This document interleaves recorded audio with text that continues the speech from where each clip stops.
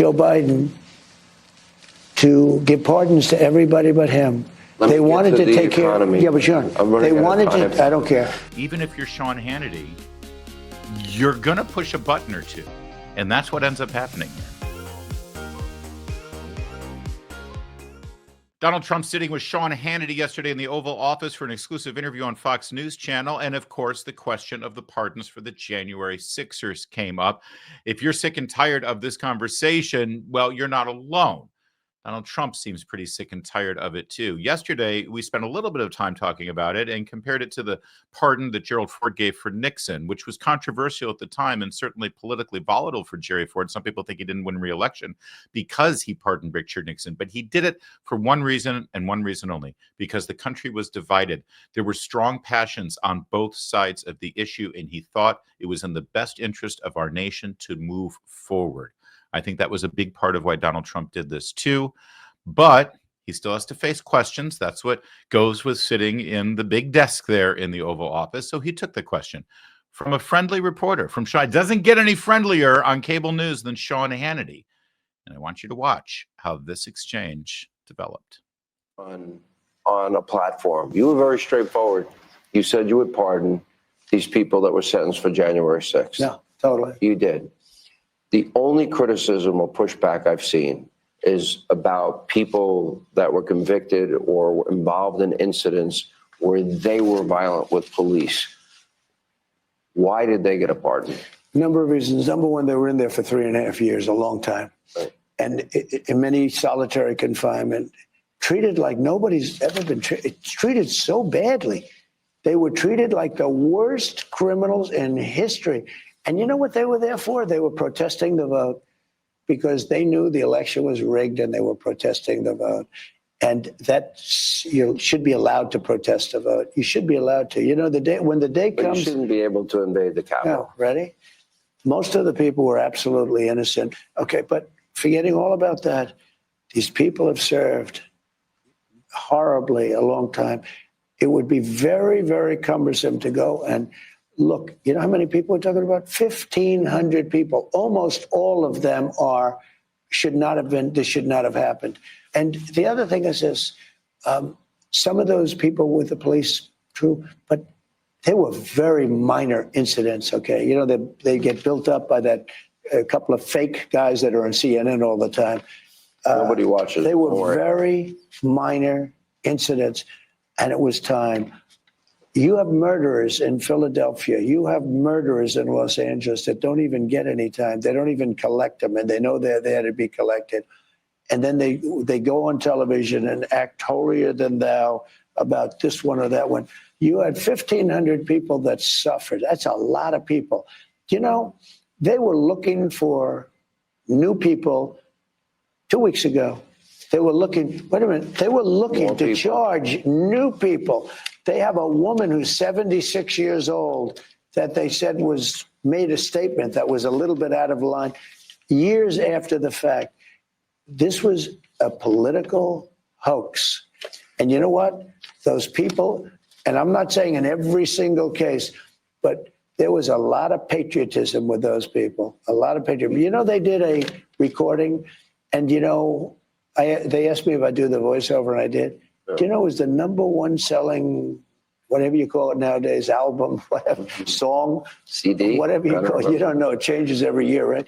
But it was the #1 selling song, #1 on Billboard, #1 on everything for so long. People get it. They wanted to see those people. American people were. I think that's a really compelling argument right there. The people voted for Donald Trump knowing exactly that he would do this. It's exactly what he said he was going to do. So, of course, he should do it. And listen, I understand a lot. I get it. A lot of people are like, sure. A lot of people got caught up and they got arrested and they got thrown in jail and their lives were ruined. And all they did was walk through a door that was held open. But some of those people were violent. Well, let me address that, if I may. Think about what you just said. Think about it. The most ardent, radical anti-Trumpers will at least, who are really worked up over January 6th and continue to be worked up on January 6th, almost all of them will actually concede to you, if pressed gently and nicely and respectfully, they will concede that some people who got thrown in jail for walking through a door that a police officer opened and literally said, "Come on in." Police officers said, "Come on in." And then people were put in jail. Your most ardent anti-Trumpers and people who were like blind with rage over January 6th will even concede, yes, there are some people who should not have been thrown in jail for this. And at that moment, you have to say, think about what you're saying here. Think about what you just admitted to and conceded. And it's that is the reason why this entire investigation was poisoned from the start. You know, in English law, which was established and then we adopted it and perfected it here in America. But there was a theory, a guiding principle. I think it was called Blackstone's theory. I'm not sure, and I apologize. I didn't go to college. I don't know this stuff. And it was something like, if 9 criminals are allowed to walk free at the expense of keeping one innocent person from being jailed, then that must be how the system works. Because the worst thing in the criminal justice system is not that criminals are allowed to walk free. The worst thing in the criminal justice system is if an innocent man is punished. All right. That has to be our guiding principle, because we give the government so much power over us to convict us and jail us. And we must have so many precautions to keep innocent people from being jailed. And you, my friend, you've just admitted that this giant net that was cast and the hundreds of millions of dollars of this holy war against anyone who may have been in the Capitol on January 6th, even if they were just on the grounds of the Capitol, didn't even walk in the building. And then those who did walk in the building, they shouldn't have been jailed. And yet they were. That's why this whole thing needs to be thrown out. You're not going to spend the next year and a half going through each individual case one by one and making a determination. Because if you do that, it means it's going to take time. And those innocent people that you just admitted are in jail right now, they got to keep sitting there in jail until the government moves at lightning speed to determine whether they should be pardoned or not. Hell no. No. If you admit that in this giant investigation and apprehension of individuals, many innocent people were caught up and thrown in jail, then that's why you've got to throw the whole damn thing out. The pardons were completely justified so that we can just move on from this. And if you say, well, they were violent. Yeah. And those who were violent, they have been punished dearly, I assure you. Punished more so than if they were just as violent in any other building in Washington, D.C. I guarantee you. I just interviewed the father of a man who was jailed for years because he broke 2 windows. He shouldn't have broken those windows. 100% shouldn't have broken those windows. How much time do you think a vandal serves in Washington, D.C. for breaking 2 windows at a Domino's Pizza? I assure you, not as much time served as this young man served. And that's why these pardons were justified and correct. I know that it doesn't make you feel better, but at least listen to that as an explanation and understand where we're coming from here. All right. Now, this is very interesting because the questioning continued, and you start to see now that Donald Trump treats the media, no matter who it is, in a very equal way. Because if you are not participating in the conversation in an understandable, respectful, and reasonable way, even if you're Sean Hannity, you're going to push a button or two. And that's what ends up happening here. You told them what you would do. Joe Biden said he would not do it. Let me move on to the economy. Because it's so important. It was such a big yeah. I was very clear about it. Very clear. I said I was going to release him, and probably very quickly. And they voted for me, and I won in a landslide. And that was only one of the many reasons. Joe said he would not do preemptive pardons back in 2020. Chuck Schumer said it. Schiff said it. They all said it. The media said it. The precedent that he set on pardons is amazing. That's a much bigger story, but people don't like talking about it. He pardoned everybody, but he didn't pardon himself. And remember this, those people that he pardoned are now mandated, because they got a pardon, to testify, and they can't take the fifth. Should Congress investigate that? I think we'll let Congress decide. Would you want the Attorney General to investigate it? You know, I was always against that with presidents and Hillary Clinton. I could have had Hillary Clinton, a big number done on her. Have you changed your mind? And I didn't want to. Well, I went through 4 years of hell by the scum that we had to deal with. I went through 4 years of hell. I spent millions of dollars in legal fees, and I won. But I did it the hard way. It's really hard to say that they shouldn't have to go through it also. It is very hard to say that. Joe Biden, remember this, Joe Biden got very bad advice because, like he has in everything, Hunter's laptop. he got bad advice on Ukraine. He got bad advice that war should have never started. He got bad advice on Israel. He got bad advice on the way he got out of Afghanistan. We should have gotten out with strength and dignity, not like a bunch of losers. Joe Biden has very bad advisors.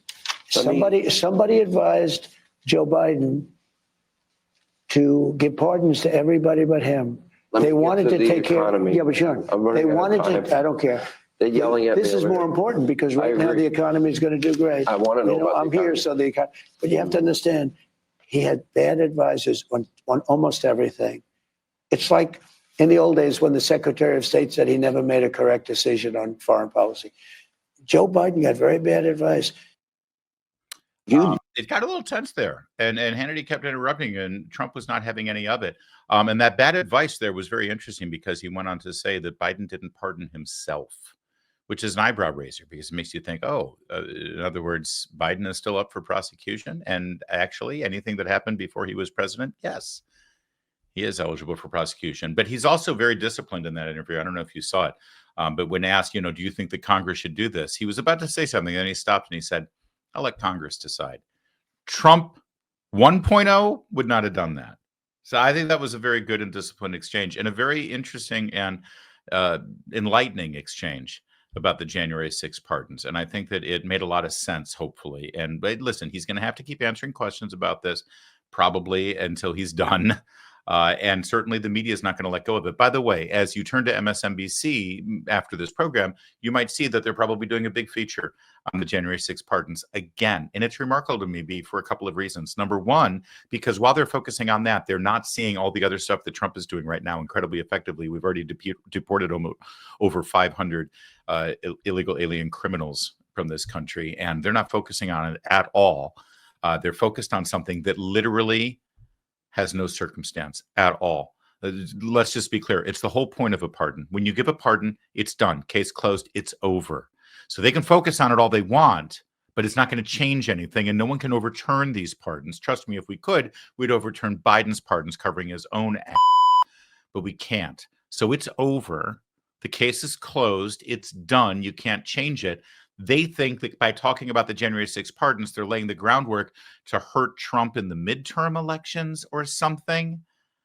But that's not going to work either, because by the time we get to the midterm elections, this is going to be such ancient history. And once again, the American people were fine with this. They knew Trump was going to do it, and he did it. Increased tariffs on our trade partners. It's in the works right now. Tax cuts, working on it in the House. Regulation changes already in the works. You've got to learn why gold is a viable diversification tactic right now more than ever. Birch Gold, the only gold company I endorse, they're releasing their ultimate guide for gold in the Trump era with a foreword written by Donald Trump Jr. To get your free copy, along with Birch Gold's free information kit on gold, text my name, Larry, to the number 989898. That's Larry to 989898. When you do that, you'll get your free book, Ultimate Guide for Gold in the Trump Era, with a foreword written by Donald Trump Jr., and you'll get the free information kit on gold. Because Birch Gold, the company I recommend to help you convert an existing IRA or 401k into a tax-sheltered IRA in gold, I love them because they do that for you without a penny out of your pocket. This is an existing account. It's money you've already got. You just convert it into that tax shelter IRA in gold. They've got an A+ rating. That's why I love them, from the Better Business Bureau. And they've got thousands of happy customers. That's really why I love Birch Gold. So text Larry to 989898. Free copy of the Ultimate Guide for Gold in the Trump Era. There's no obligation, just information. Thanks. Do that now.